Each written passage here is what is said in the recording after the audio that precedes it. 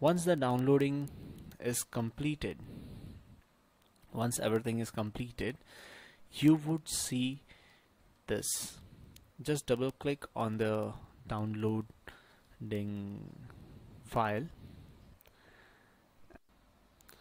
So you can see, guys, downloading has just started and Java SE development is in progress.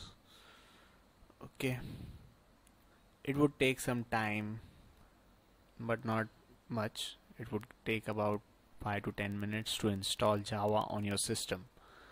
Once it is successfully installed, you can start using Java and you can learn Java very easily. The best IDE, that is integrated development kit for programming in Java, which I prefer, is Eclipse, and it is a good IDE.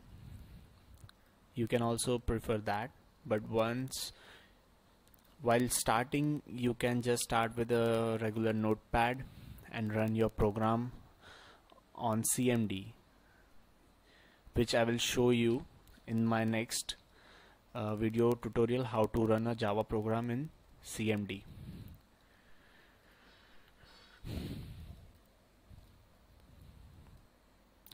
So it's downloading, it's installing.